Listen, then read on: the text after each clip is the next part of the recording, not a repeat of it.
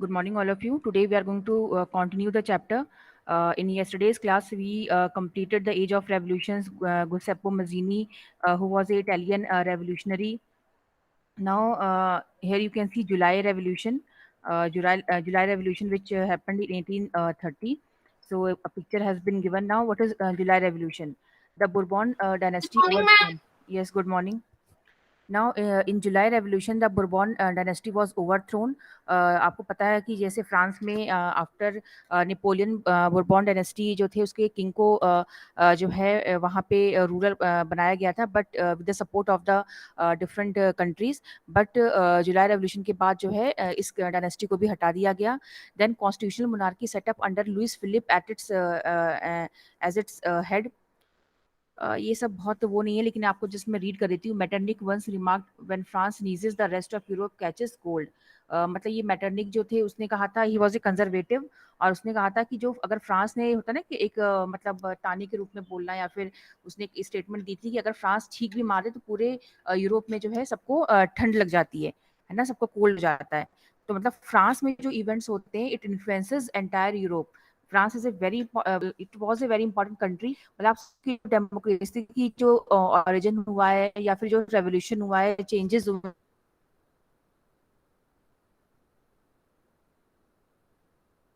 हैं, और सबसे पहले वो फ्रांस में ही हुए, which was followed by different parts of Europe and the world.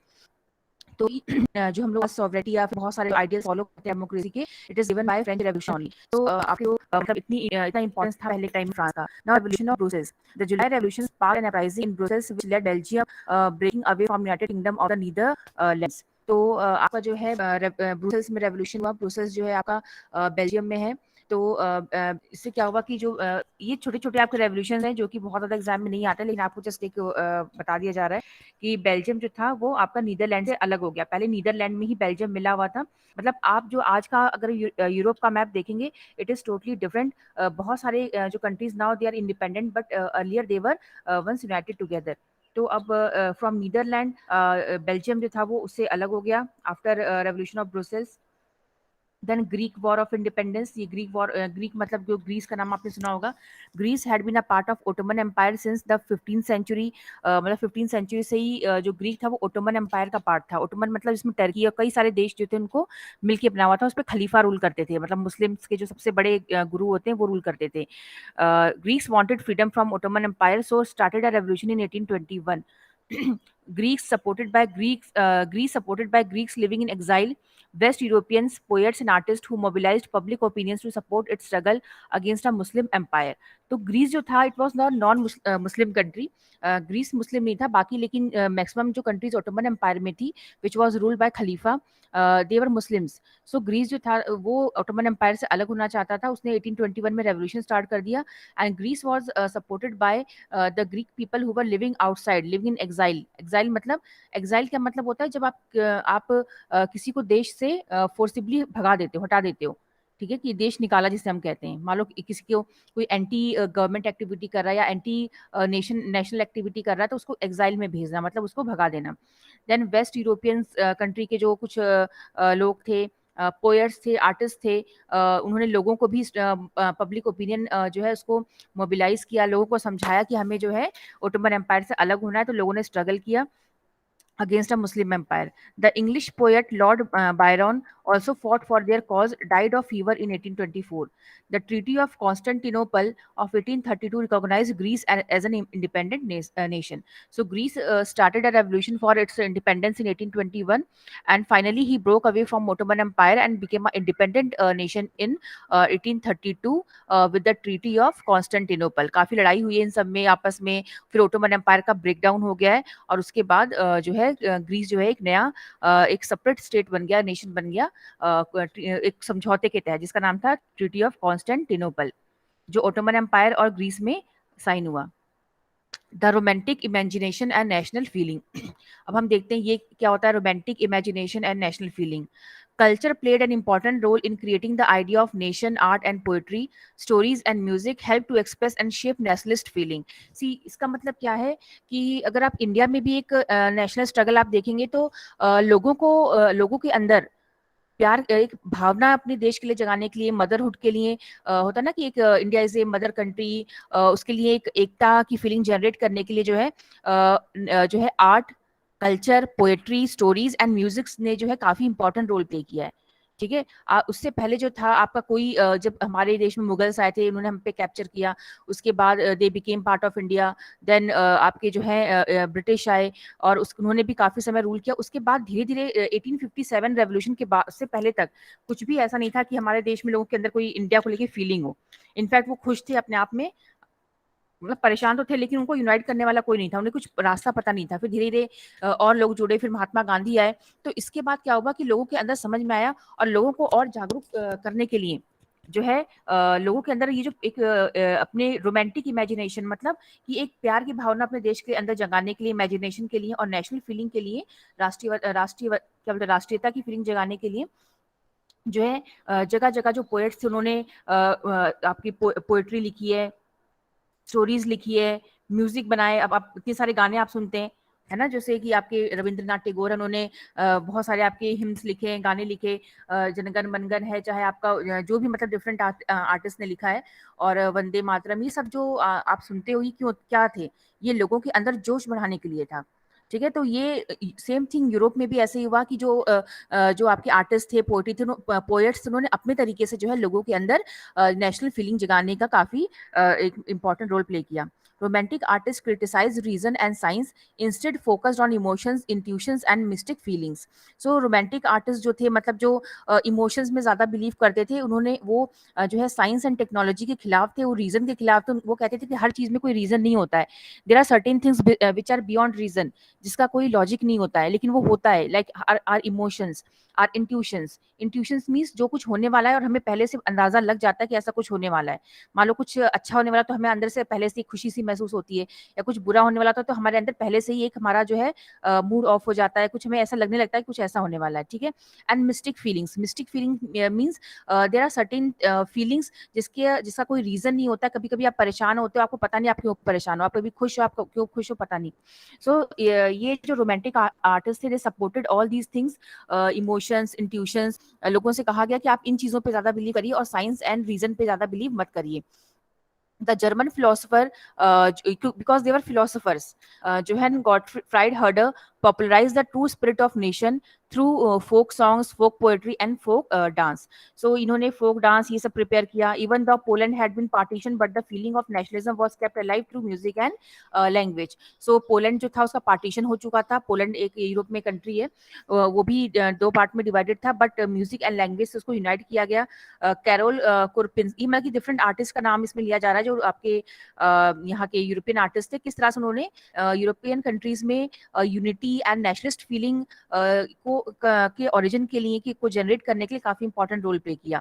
So he was Karol Kurpinski celebrated the national struggle through his operas and musics. Operas आप जानते हो कि आपने सुना होगा, जैसे Australian opera is very famous, जिसमें एक गाना कुछ मतलब ऐसे ना गा के और म्यूजिक के थ्रू जो है लोगों के अंदर फीलिंग जनरेट की नेशनल स्ट्रगल की।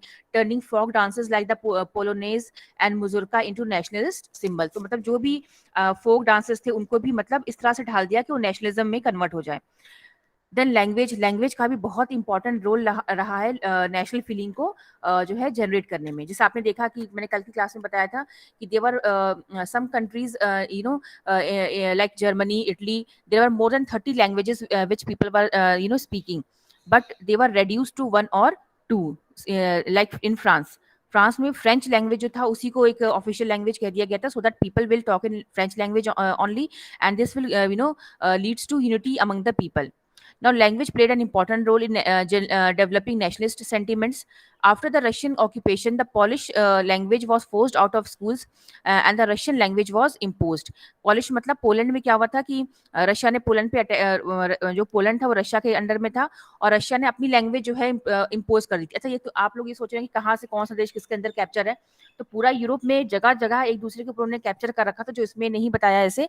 वो जस्ट आपको एक मतलब लैंग्वेज के अंडर में आया ये चीज, तो लैंग्वेज के उसमें आपको बताया जा रहा है कि रशिया ने पोलैंड पे कैप्चर किया था और अपनी लैंग्वेज इंपोज कर दी थी, रशियन लैंग्वेज।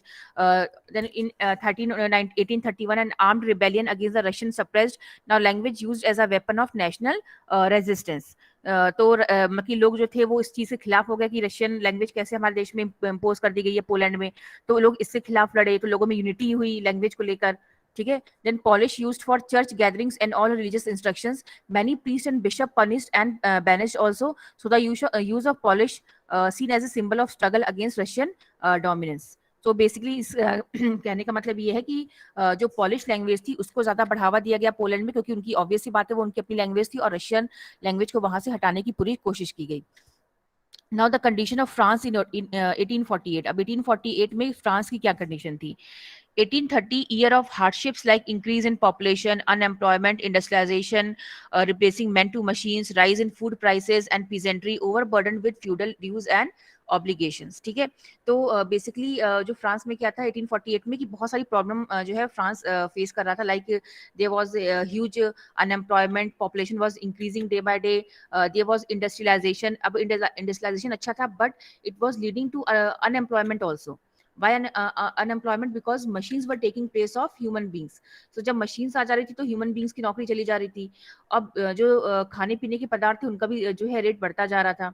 जो किसान थे वो जमींदारों के जो है जो आपके ड्यूज होते हैं, जो डेप्थ होता है उस कर्जे के नीचे दबे जा रहे थे। तो बहुत ज़्यादा जो है प्रॉब्लम जो है इकोनॉमिक प्रॉब्लम फ्रांस फेस कर रहा था। Then food shortage plus unemployment 1848 में, ये तो 1830 में था ही, लेकिन 1848 में भी सेम यही चीज़ कंटिन्यू रही। Due to which population on the streets of Paris, जो पॉपुलेशन थी वो सड़कों पर उतर आई थी। देन लुइस फिलिप जो था उसने काफ़ी इस चीज़ को लेके किया, लेकिन उसको भगा दिया गया फ्रांस से। ये मतलब लुइस फिलिप जो एक नेशनलिस्ट था। The national assembly proclaimed republic, granted suffrage to all, right to work. ठीक है। कहने का मतलब ये है कि फिर वहां पे नेशनल असेंबली जो थी उसको अगेन उसको बनाया गया, क्योंकि आपको पता ना यहाँ पे भी बुरबॉन डायनेस्टी आ गई थी, तो उसकी वजह से जो है बुरबॉन डायनेस्टी को फिर हटाया गया और नेशनल असेंबली वहां पे फिर से प्रोक्लेम की गई, और रिपब्लिक जो है फ्रांस को एक रिपब्लिक बना दिया गया, और वोटिंग का अधिकार सभी को दे दिया गया। ग्रांटेड सफरेज, सफरेज मतलब क्या होता है? वोटिंग का अधिकार। जैसे इससे पहले आपने पढ़ा था कि रशियन रेवोल्यूशन के बाद भी महिलाओं को वोट करने का अधिकार नहीं था, और ना ही man, only man with property can vote. जो मेन विदाउट प्रॉपर्टी थे उनको वोट करने का अधिकार नहीं था, और महिलाओं को भी नहीं था। बट जो है 1848 के बाद में सबको वोटिंग का अधिकार दे दिया गया, लेकिन तब भी रशिया की फ्रांस की कंडीशन बहुत अच्छी नहीं थी। ये नहीं नाम पढ़ेंगे। फ्रैंकफर्ट पार्लियामेंट, अभी देखते हैं फ्रैंकफर्ट पार्लियामेंट क्या था। Seeing the unrest in the country in 1848, the liberals demanded the creation of a nation state on parliamentary principles, a constitution, freedom of press in and association। ये वही चीज़ है कि जब किसी भी कंट्री में, यूरोप के बहुत सारे देशों में अनरेस्ट चल रहा था, लोग डिमांड कर रहे थे कि उन्हें पार्लियामेंट चाहिए। They do not want dictatorship, उन्हें नहीं चाहिए, उन्हें they want constitution, they want freedom of press and association. तो ये सारी डिमांड्स काफ़ी बढ़ती जा रही थी इन जर्मनी। अब जर्मनी में क्या कंडीशन थी? Political associations of middle class came together in the city of Frankfurt and voted for all German National Assembly। तो इसमें ये बताया जा रहा है कि किस तरह से फ्रैंकफर्ट एक सिटी है जर्मनी की, तो यहाँ पे जो मिडिल क्लास लोग थे वो गैदर हुए और उन्होंने जो है वोट किया जर्मन नेशनल असेंबली के लिए, मतलब कि अपने रिप्रेजेंटेटिव्स के लिए वोट किया, कि उनके बीच में जो लोग भी क्वालिफाइड थे उनको उन्होंने वोट किया पब्लिक ने, ताकि वो जर्मन नेशनल असेंबली में बैठ सके और उनकी प्रॉब्लम जो है उनको सॉल्व कर सके। 18 मई 1848 और को क्या हुआ था, ये कुछ गलत दिया हुआ data. Elected representatives took their place in the Frankfurt parliament convened in the church of saint Paul. उसके बाद जब नई जर्मन नेशनल असेंबली चुनी गई है तो उसके बाद उन्होंने जो है फ्रैंकफर्ट में पार्लियामेंट किया। देन उन्होंने जो है नया संविधान बनाया जर्मनी के लिए, और बस ये कुछ चेंजेस आए थे जर्मनी में, मतलब नया संविधान बन के तैयार हुआ था, इसी को हम फ्रैंकफर्ट पार्लियामेंट कहते हैं। ये तो इतना,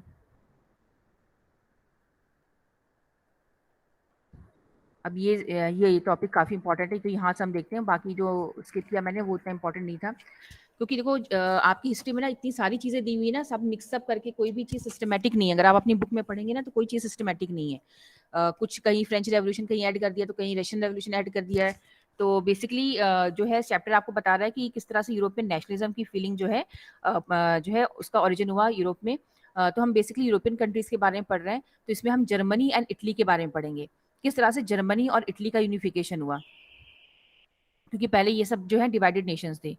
not German unification, Otto von Bismarck, the architect of German unification in 1871। मतलब ये जो बिस्मार्क है इसको आयरन मैन भी कहा जाता है। तो इसका बहुत he played an important in the unification of Germany in 1871। The first German chancellor till in 1890 use the term blood and iron. तो ये ब्लड एंड आयरन का जो एक पॉलिसी थी वो इसने यूज की थी, जो बिस्मार्क है, और इसको जिसे आयरन मैन भी कहा जाता है। तो he was a very famous personality in Germany and German auto von Bismarck को ही कहा जाता है कि इसने यूनिफिकेशन में काफी इंपॉर्टेंट रोल प्ले किया। Now German unification 1871। After 1841, nationalism in Europe moved away from democracy and revolution as liberals lost their objective. तो इसमें ये कहा जा रहा है कि जो 1848 के बाद में क्या हुआ था कि जो जर्मन या फिर यूरोप के बहुत सारे देशों में से जो डेमोक्रेसी और रेवोल्यूशन था उससे लोगों का ध्यान हट चुका था, क्योंकि जो लिबरल्स थे, क्योंकि लिबरल्स ही रेवोल्यूशनरी थे और वही डेमोक्रेसी के लिए ज़्यादा मतलब वर्क कर रहे थे। तो लिबरल्स कमज़ोर पड़ गए, तो डेमोक्रेसी और रेवोल्यूशन के लिए जो लड़ाई थी वो भी कमज़ोर पड़ गई। Conservatives often mobilized nationalist sentiments promoting state power gained political domination in Europe. और कौन हावी हो गया? कंजर्वेटिव्स ने जो है लोगों के अंदर नेशनलिस्ट सेंटीमेंट्स ओरिजिन करने की कोशिश की, मोबिलाइज किया, देन प्रमोटिंग स्टेट पावर, जो भी वहां पे जो भी रूलर था उसको भी सपोर्ट किया। Then they gain political domination in Europe. So conservative जो थे उनका जो पावर था वो धीरे धीरे बढ़ने लग गया यूरोप में। नेशनलिस्ट फीलिंग और जो लिबरल्स थे और रेडिकल्स थे उनकी जो पावर थी वो कम होने लगी। नेशनलिस्ट फीलिंग व dominant in the middle class Germans in 19th century. जो भी मिडिल क्लास पॉपुलेशन थी, जो आपके जो बहुत ना अमीर होते ना गरीब होते, वो जो मिडिल क्लास थे आपके, लाइक सर्विस पीपल जिनको सैलरी मिलती है, छोटे मोटे बिजनेसमैन या फार्मर्स, वो मिडिल क्लास थे 19th सेंचुरी में। तो उनके अंदर देश की भावना जो थी वो ज्यादा थी। जो अमीर थे उनको कोई मतलब नहीं था, क्योंकि ऑलरेडी वो इतने रिच थे, अपने लग्जरियस लाइफ में बिजी थे, कि वो देश में क्या हो रहा है क्या है उनको कोई मतलब नहीं था। In 1848, they tried to unite the different regions of the German Confederation into a nation state governed by an elected parliament. So 1848 में ये जो नेशनलिस्ट लोग थे, मिडिल क्लास, इन्होंने काफी ज्यादा मतलब एफर्ट किया। They work very hard so that they can unite Germany into a nation state, and they can also elect a parliament, a single parliament for the entire country. Before 1848, Germany was divided into a number of provinces. ये different confederation में divide था, लेकिन उसको unite करने की कोशिश की गई। नाउ जर्मनी, क्योंकि जो जर्मन यूनिफिकेशन पे आता है तो आप इसको जरा पढ़ लीजिएगा। This effort of liberals however suppressed by the combined forces of the monarchy plus military supported by big land owners. एक मिनट, ठीक है। सो मिडिल क्लास ने काफी वर्क किया, बट ये जो मिडिल क्लास थे उनको सप्रेस करने की पूरी कोशिश की गई मोनार्की के थ्रू एंड मिलिट्री। तो इन दोनों ने, मोनार्की ने जो किंग थे प्लस जो आर्मी थी, और आर्मी में मेनली कौन, आर्मी को कौन सपोर्ट कर रहा था? बिग लैंड ओनर्स, जिनको जनकर्स कहा जाता था। ठीक है। तो middle middle class basically liberals ही थे, और लिबरल्स जो थे उन्होंने काफी वर्क किया कि जर्मनी को यूनाइट कर दो, लेकिन मोनार्की बिल्कुल खिलाफ थी। क्योंकि देखो अब जैसे कि जर्मनी में डिफरेंट प्रोविंसेस में डिवाइडेड है जर्मनी, और हर प्रोविंस का अपना एक किंग है। तो अगर आप यूनाइट कर दोगे सारे प्रोविंसेस को, तो किंग का रूल तो खत्म होना पड़ेगा, है ना। आपने वहां पार्लियामेंट स्टैब्लिश करी, तो उन्हें लगा, किंग्स को, मोनार्की को, कि हमारा इससे जो पावर है, हमारी पावर जो है वो खत्म हो जाएगी। तो वो इसके बिल्कुल खिलाफ थे कि जर्मन यूनिफिकेशन नहीं होना चाहिए। And they were supported by the military person, and military person were supported by the big land owners, जिन्हें जंकर्स कहा जाता था, क्योंकि वो भी नहीं चाहते थे कि पार्लियामेंट आए, क्योंकि उनके सारे जो प्रिविलेजेस थे वो उनसे ले लिए जाते। The leadership for the unification came in the hands of Bismarck, who took the help of Prussian army and bureaucracy. उसके बाद जो यूनिफिकेशन का जो काम था वो बिस्मार्क के अंदर में आ गया, उसकी लीडरशिप में आ गया, और उसने प्रशियन आर्मी एंड ब्यूरोक्रेसी की हेल्प ली। ठीक है। तो आप सोचिए कि जो एक तरफ बिस्मार्क था, और दूसरी तरफ जो है आपका ये जितने भी किंग्स थे जर्मनी में डिफरेंट प्रोविंसेस के, वो दूसरी तरफ थे, और आर्मी भी थी, मतलब कि जर्मन आर्मी भी मोनार्क के साथ थी। अब बिस्मार्क ने क्या किया? प्रशियन आर्मी की हेल्प ली, दूसरे कंट्री की आर्मी की हेल्प ली। They fought 3 wars within 7 years. 7 साल के अंदर 3 लड़ाइयां हुई, ऑस्ट्रिया, डेनमार्क एंड फ्रांस के साथ। ठीक है। तो जर्मनी ने ऑस्ट्रिया, फ्रांस और डेनमार्क की आर्मी के साथ लड़ाई की। Prussia one, completed unification. Proclaimed in January 1871, the Prussian king William I as the German emperor in a ceremony held at Versailles. ठीक है, तो जब इनमें लड़ाई हुई तो कौन जीत गया? प्रशिया जीत गया, प्रशियन आर्मी जो थी वो जीत गई। अब उसने क्या किया, जर्मनी का एम्परर अब कौन बन गया? अब ये पता नहीं इसमें दिखा नहीं हुआ है कि बिस्मार्क का क्या हुआ, लेकिन देखते हैं वो आगे चल के, क्योंकि कुछ चीजें बुक में दी हुई है, इसमें स्लाइड में नहीं है शायद। सो उस कंप्लीटेड यूनिफिकेशन। अब प्रशिया जब जीता है तो उसने जर्मनी को यूनाइट कर दिया, सारे जो किंग्स थे जर्मनी में प्रोविंसेस में उनको एलिमिनेट कर दिया, उनको हटा दिया, और उसके बाद जर्मनी को यूनाइट कर दिया। ठीक है, the Prussian king William one, जो प्रशिया के किंग थे William one, he became the emperor of Germany. और एक सेरेमनी हुई थी वर्सेस में, उसमें वो एम्परर अपने आप उन्होंने डिक्लेयर कर दिया। ये थोड़ा सा मैप दिया हुआ है तो बहुत ज्यादा वैसा है।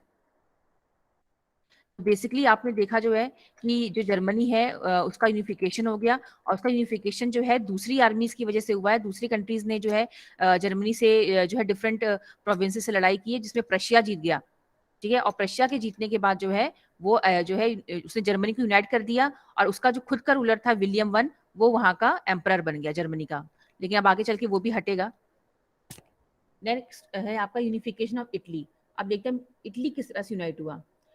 Architects of Italian unification, गुस्टैपो मजीनी। अभी आपने गुस्टैपो मजीनी के बारे में उससे पहले पढ़ा था कि ही वाज इटालियन रेवोल्यूशनरी, और उसने दो जो है ऑर्गेनाइजेशंस बनाई थी, एक का नाम था यंग इटली एंड एक का नाम था young Europe. Count Camillo de Cavour prime minister led to unification. तो count Camillo de Cavour, he was prime minister, he led to unification. का कुछ मतलब नहीं बन रहा, आगे देखते हैं। Giuseppe Garibaldi, also known as Bismarck of Italy, formed armed forces. Victor Emmanuel II proclaimed king of Italy. तो मतलब इसमें कहा बेसिकली जितना भी देखो थोड़ा सा, या तो मैं आपको बाद में भी बता दूंगी, तो इसमें बहुत शॉर्ट में दे दिया गया है। लेकिन जैसे काउंट कैमिलो डी केवर जो थे, और गुसेपो गैरिबाल्डी था, इन सब ने जो है इटली की यूनिफिकेशन में जो है काफी इंपॉर्टेंट रोल प्ले किया है। गिस्टापो गैरिबाल्डी ने रेवोल्यूशनरी जो तरीका यूज किया, मतलब थोड़ा सा जो अलग जो था ना, मतलब रेवोल्यूशनरी आप जानते हो which is not very peaceful, अलग तरह का मेथड यूज किया। लेकिन जो काउंट कैमिलो डी केवोर थे, उन्होंने मतलब पीसफुल तरीके से जर्मनी को यूनाइट करने की कोशिश की। देन उसके बाद फाइनली जो है आपका ये यूनाइट हो गया इटली 1861 में, और विक्टर इमैनुअल सेकेंड जो थे वो इटली के राजा घोषित हुए। मतलब यहाँ पे इटली में इतनी वॉर नहीं हुई है, क्योंकि लोगों ने आपस में ही मतलब समझौता करके, मतलब ये जर्मनी से इसका अलग केस है। इटली में थोड़ा सा आपका सही तरीके से जो है हो गई बात, और वहां पे यूनिफिकेशन कर दिया गया। The unification of Italy and Germany, जैसे ये बिस्मार्क है, बिस्मार्क को कहा जाता है कि जर्मनी की यूनिफिकेशन में बिस्मार्क का रोल था, इसलिए इसको आयरन मैन कहा जाता है। सिमिलरली जो इटली है उसके यूनिफिकेशन में गैरीबाल्डी का बहुत इंपॉर्टेंट रोल था। ठीक है, गुस्तापो गैरीबाल्डी, जो अभी इससे पहले आपने पढ़ा ना, गुस्तापो Garibaldi.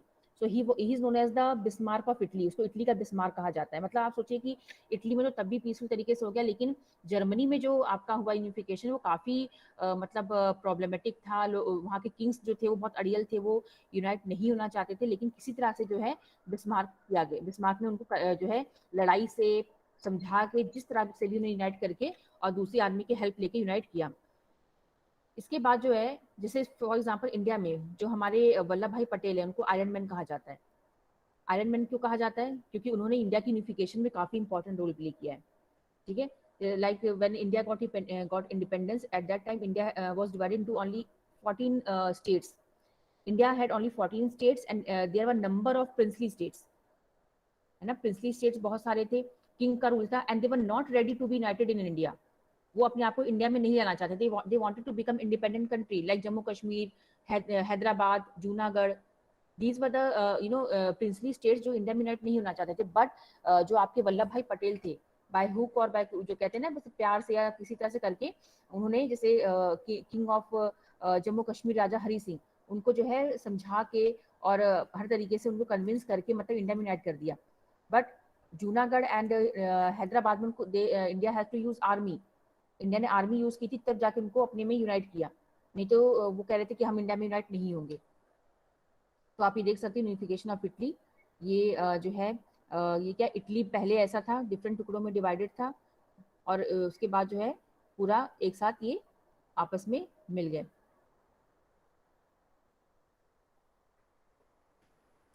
Now, process of unification.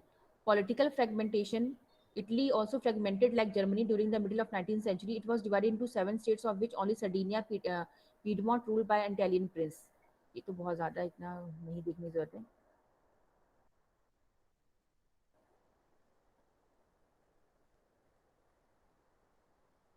By Italy. हाँ, उतना जो मैंने आपको दो चीज़ें बता दी, आप उतना पढ़ लेना. वो जो मैं नोट्स भेजूंगी वो आप पढ़ लेना, इटली जर्मनी की यूनिफिकेशन का. बाकी हम आते हैं यूनिफिकेशन ऑफ ब्रिटेन में, कि ब्रिटेन में किस तरह से यूनिफिकेशन हुआ है. Know British nation before the 18th century. 18वीं शताब्दी से पहले कोई भी ब्रिटिश जो है नेशन नहीं था. उसके बाद जो है ब्रिटिश नेशन बना. देखो अगर आपने इंग्लैंड का मैप देखा होगा ना, तो इंग्लैंड जो है कुछ इस तरह से है. जैसे एक ये है इंग्लैंड का मेन, ये तो इंग्लैंड है, ठीक है. उसके आसपास जो है आयरलैंड है, स्कॉटलैंड है. तो ये सब जो है मेन इंग्लैंड से अलग थे. ये इंडिया में, ये इंग्लैंड में यूनाइटेड नहीं थे. तो अब देखते हैं क्या हुआ. The British islands comprised of English, Wales, Scot and Irish ethnic groups. Due to industrialization concentration of wealth, English dominated other groups. ठीक है, तो यहाँ पर भी काफ़ी प्रॉब्लम थी. यहाँ पे जो है आपके इंग्लिश लोग रहते थे, यहाँ पे वेल्श लोग भी रहते थे, जो वेल्श जो कल्चर को फॉलो करते थे. स्कॉटिश भी रहते थे, स्कॉटलैंड भी था यहाँ पे, तो स्कॉटिश लोग भी थे. देन आयरलैंड था, तो आयरिश पीपल भी थे. तो डिफरेंट एथनिक ग्रुप के लोग यहाँ पे रहते थे, जिनमें काफ़ी ज़्यादा मतभेद था. ठीक है. अब जब इंडस्ट्रियलाइजेशन हुआ तो उसमें जो इंग्लिश स्पीकिंग लोग थे, आप सोच लो कि जो इंग्लैंड, आप ब्रिटेन जानते हो ना, ब्रिटेन में भी कई लोग हैं. आयरलैंड, स्कॉटलैंड, ये आयरलैंड अब तो अलग हो गया है, स्कॉटलैंड अभी भी ब्रिटेन में है. तो ये जो थे पहले एक साथ जो है मतलब आपस में यूनाइटेड थे. अब आगे चल के भी जो है काफ़ी प्रॉब्लम हुई थी यहाँ पे 20th century में, 19th century में काफ़ी यहाँ पे प्रॉब्लम हुई है, लड़ाई झगड़ा हुआ है. तो बाकी डिफरेंट एथनिक ग्रुप्स के लोग रहते थे. अब जब इंडस्ट्रियलाइजेशन हुआ तो उसमें जो अंग्रेज इंग्लिश थे, जो हम जिसने पूरे विश्व पे कैप्चर किया ना, उनको वो इंग्लिश पीपल थे, इंग्लिश लैंग्वेज बोलने वाले, उनको इंग्लिश कहते हैं. ठीक है. ब्रिटेन में सब इंग्लिश नहीं है. ब्रिटेन में वेल्श है, स्कॉटिश है, आयरिश है. उसमें से एक ग्रुप है इंग्लिश का. तो इंग्लिश पीपल जो थे, दे वर मोर पावरफुल, बिकॉज इंडस्ट्रियलाइजेशन में उनका जो ग्रुप था, इंग्लिश बोलने वाले लोगों का जो एथनिक ग्रुप था, वो ज़्यादा डेवलप हो गया था देन अदर पीपल. देन और उन्होंने दूसरे लोगों को डोमिनेट करना स्टार्ट कर दिया. आयरिश एथनिक ग्रुप को, स्कॉटिश एथनिक ग्रुप को, सबको डोमिनेट करना स्टार्ट कर दिया. National symbols like English language, British flag and national anthem were promoted. तो जो ये, क्योंकि इनकी तादाद ज़्यादा थी and they were highly powerful and rich people, तो उन्होंने अपने जो आयरिश लोग थे, जो स्कॉटिश थे कल्चर को फॉलो करने वाले, उनके ऊपर अपनी लैंग्वेज थोपना शुरू कर दिया, इंग्लिश लैंग्वेज को. ब्रिटिश फ्लैग उन्होंने बना दिया अपना. देन नेशनल एंथम भी उन्होंने मतलब बना दिया. Unlike French Revolution, in Britain was the result of long-drawn dissatisfaction amongst the ethnic groups. Britain achieved this by parliamentary acts. तो ब्रिटेन में क्या हुआ कि पार्लियामेंट्री एक्ट पास किया, और उससे जो है जितने भी ये कंट्रीज थी उनको यूनाइट करने की कोशिश की गई. अब देखते हैं आगे क्या है. Act of Union 1707. The English Parliament seized power from monarchy in 1688. जो आपका ग्लोरियस रेवोल्यूशन हुआ, और उसमें जो इंग्लिश, सोचो इंडिया में पार्लियामेंट कब 19th century में आई है, और ब्रिटेन में पार्लियामेंट 1688 में ही बन गई थी. वहाँ पे किंग का रूल खत्म कर दिया गया था, और अभी भी किंग है, जैसे आपने सुना ही हुआ ये प्रिंस चार्ल्स, विलियम जो भी हैं, लेकिन वो सिर्फ नाम के, उनके पास एक्चुअल कोई पावर नहीं है. तो मोनार्की जो है इंग्लैंड में 1688 में ही खत्म हो गई थी, और वहाँ पे पार्लियामेंट आ गई थी. In 1707, Act of Union formed by Scotland and England resulted in the formation of the United Kingdom of Great Britain. ठीक है, meant that England was able to impose its influence on Scotland. तो अब क्या हुआ कि 1707 में जो है ब्रिटिश पार्लियामेंट जो थी, क्योंकि अब राजा का किंग रूल खत्म हो गया 1688 में, तो ब्रिटिश जो पार्लियामेंट थी, इंग्लैंड इंग्लिश पार्लियामेंट, उसने क्या किया, एक एक्ट पास किया, एक्ट ऑफ यूनियन, और उसने स्कॉटलैंड को अपने अंडर में ले लिया. ठीक है, और नाम क्या रखा, United Kingdom of great Britain. UK भी कहते हैं ना, तो उसे यूके क्यों कहते हैं, बिकॉज ऑफ यूनाइटेड किंगडम, क्योंकि उसमें स्कॉटलैंड भी है. ठीक है, इंग्लैंड तो है ही, स्कॉटलैंड भी उसमें, इसलिए इसको यूनाइटेड किंगडम कहा गया. However, the Scottish culture and political institutions was suppressed. लेकिन जो है उन्होंने क्या किया, स्कॉटलैंड को अपने कब्जे में, मतलब कि अंदर अपने में इंक्लूड कर लिया, एक एक्ट लाके, क्योंकि आप जानते हो भी वो बहुत पावरफुल थे.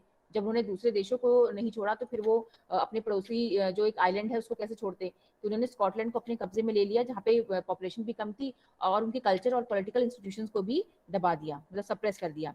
Ireland too suffered the same fate later, incorporated into the UK in 1800. One. तो पहले 1707 में उन्होंने स्कॉटलैंड को अंडर में लिया इंग्लैंड ने।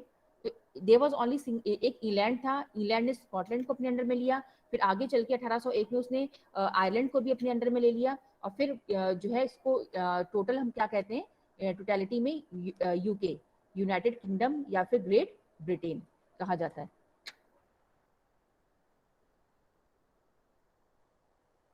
ठीक है, तो ये था आपका इंग्लैंड का यूनिफिकेशन, क्योंकि देखो इंग्लैंड जो था ना वो काफी English people they were really powerful.